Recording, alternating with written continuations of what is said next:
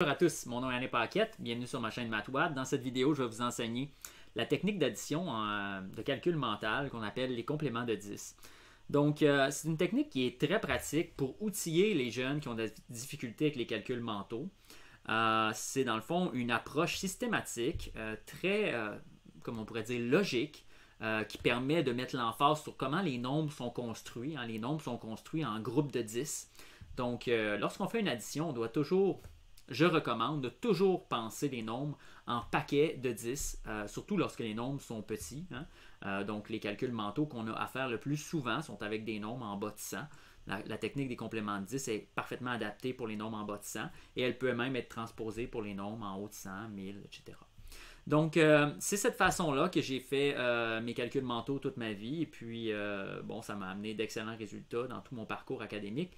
Donc, j'ai pensé que c'était intéressant de la transmettre puisque j'ai remarqué que ce n'est pas toujours expliqué aux jeunes d'une façon aussi explicite que je vais le faire dans cette vidéo. Donc, vous allez voir, la technique est assez simple. On va débuter. La technique des compléments de 10 repose sur les 5 couples de chiffres qui font 10, c'est-à-dire 1 plus 9, 2 plus 8, 3 plus 7, 4 plus 6 et 5 plus 5. Donc, tous ces couples font 10 et l'ordre ici n'est pas important. C'est-à-dire qu'on pourrait avoir, au lieu de 1 plus 9, 9 plus 1, ça ne changerait pas que ça fait quand même 10. Ce qui est important, c'est lorsqu'on a un 1, on sait que c'est 9 son complément pour faire 10. Lorsqu'on a par exemple un 3, on sait que c'est 7 son complément. Et vice-versa. Si j'avais 7, je sais que son complément c'est 3. Et ces couples-là sont en fait les compléments de 10. Comment on applique les compléments de 10 dans une addition? Bien, je vais vous montrer par un exemple. Disons qu'on a une addition très simple. 12 plus 5. Ce genre d'addition-là n'a pas de besoin des compléments de 10 pour être effectué. Et si on remarque bien et qu'on a un peu d'expérience en enseignement, on se rend compte que la majorité des jeunes sont capables de faire ce genre d'addition-là dans leur tête sans trop de difficultés. Pourquoi? Eh bien, parce qu'il n'y a aucune retenue qui est créée lorsque l'addition se fait. Si je place les nombres et j'aligne les unités avec les unités, les dizaines avec les dizaines, je trouve 12 plus 5 écrit de cette manière. C'est-à-dire que j'aurai à faire dans les unités 2 plus 5. La majorité des jeunes sont capables de faire 2 plus 5 dans leur tête et de savoir que ça fait 7. Et ensuite, juste descendre la dizaine et on a 17. Donc, la vaste majorité des jeunes sont capables de faire des calculs dans lesquels il n'y a pas de retenue qui a été créée. Okay? Donc, au niveau des calculs mentaux, si vous voulez évaluer votre enfant, vous avez simplement moi je vous recommande d'évaluer avec des additions sans aucune retenue, par exemple des 12 plus 5, 13 plus 4, 23 plus 5, toutes des additions qui ne créent pas de retenue et voir comment ils se débrouillent. Par la suite, séparer avec un nouveau lot de pratiques des additions dans lesquelles il y a des retenues et appliquer la technique du complément de 10. Donc, si on transforme cette addition-là et qu'elle devient, par exemple, 17 plus 5, on va se rendre compte que beaucoup de jeunes vont aller vers leur calculatrice et essayer de calculer ça sur la calculatrice plutôt que dans leur tête. Et ça, c'est une faiblesse qu'il faut essayer de ne pas encourager. Puisque je dis souvent à mes étudiants, c'est que chaque fois que tu te tournes vers la calculatrice, tu risques de perdre de vue ce qu'il y avait dans le problème. Donc, il y a des informations que tu avais peut-être tu venais juste des lire, puis là, tu vas vers ta calculatrice, puis tu vas les oublier, ces détails-là, puis si tu ne relis pas, ça cause des problèmes. Donc, le calcul mental est vraiment important. Et dans ce cas-là, comment on ferait pour appliquer la technique du complément de 10? Bien, la première étape, c'est de se poser la question, le 7 ici, quel serait son complément pour faire 10? De quoi a besoin ce 7 qui est présent aux unités pour faire 10? Donc, normalement, on sait par cœur qu'on a besoin du 3. Et c'est-à-dire qu'on va aller vouloir donner à ce 7-là plus 3. Maintenant, on voit à droite que c'était pas plus 3 qu'on avait, c'était plus 5. Mais dans 5, il y a nécessairement 3 unités. Donc, on enlève ces 3 unités-là du 5. Il va rester 2 unités. Le 5, on y a enlevé 3 unités. Pourquoi on y enlève 3 unités? Parce qu'on veut les donner au 7. On veut les donner au 7 pour que le 7 il monte d'une dizaine. Et donc, ici, en faisant monter le 17 d'une nouvelle dizaine, on atteint 20. Et en enlevant le 3 au 5, on atteint un reste de 2. 20 plus 2, 22.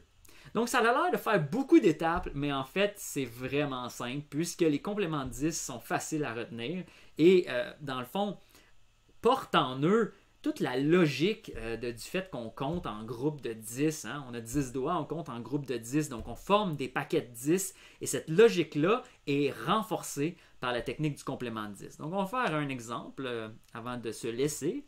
Par exemple, si on a 18 plus 6. Donc, je vous laisse pratiquer la technique du complément de 10, faites pause et revenez-moi. Donc, pour appliquer la technique du complément de 10, la seule chose qu'on aurait besoin de faire ici, c'est se poser la question, le 8 qu'il y a là, qu'est-ce que ça y prend pour faire 10? Il veut avoir un 2, le 8, parce que le complément du 8, c'est 2. Vous comprenez? C'est ça l'idée du complément de 10. Vraiment, il faut le savoir par cœur, c'est instantané.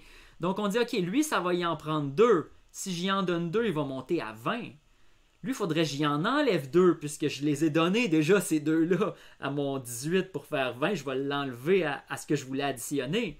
Et il va me rester 4. Et vous voyez que les calculs qu'on se trouve à avoir à faire dans notre tête sont très rapides. 8 plus 2, 10, mais ça, je le sais parce que c'est un complément de 10, je le sais par cœur, ça va vite. Et ensuite, j'ai simplement de faire besoin 6 moins 2, 6 moins 2, 4. 6 moins 2, tout le monde est capable de faire ça, même si on n'est pas très fort en calcul mental.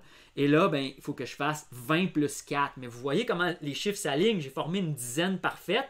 Donc, j'ai 0 aux unités. 20, c'est 0 aux unités plus 4, 24.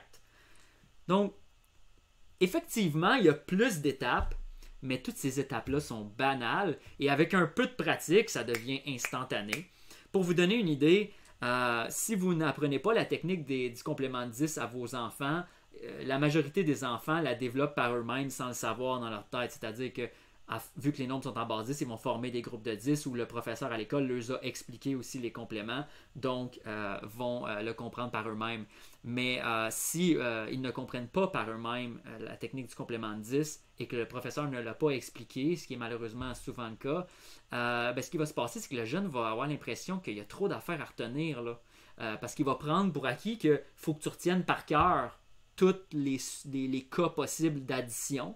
Puis il va essayer de retenir certains patterns, hein, des patrons. Par exemple, quand j'ai 19, si j'additionne un 7, ça fait 26. J'ai juste besoin d'enlever 1 au 7. Puis toutes sortes de patrons qu'il va essayer de retenir par cœur. Puis ça devient excessivement lourd. Même moi, des additions de base, comme par exemple, je sais pas, 6 plus 5. Ben, je fais la technique du complément de 10, mais ça se fait tellement vite que c'est comme un domino dans ma tête. T'sais. Je vois le 6, il vole un 4, puis il reste 1. Boum, c'est comme un domino. Ça se fait super vite. Je ne retiens pas les calculs par cœur. Donc, cette technique-là est bonne pour toutes les tailles de calcul en bas de 100. Par exemple, si on fait 27 plus 35, qu'est-ce qu'on va vouloir faire? On va vouloir dire le 7, pour monter à 10, il faut qu'il vole 3 au 5 des unités du 35. Donc, il va rester 2. Puis là, on va avoir maintenant 30 plus 30, 60, 62. T'sais. Fait que, en tout cas, c'est des choses comme ça. Avec la pratique, on finit par le faire dans notre tête. Puis ça va très vite. Ça va très vite. Puis ça forme l'esprit vraiment au nombre, au calcul. Puis ça va être des connaissances, puis une approche qui laisse des acquis même lorsqu'on fait des fractions. Donc, si vous avez apprécié cette vidéo, je vous recommande de faire un j'aime et de la partager. Sachez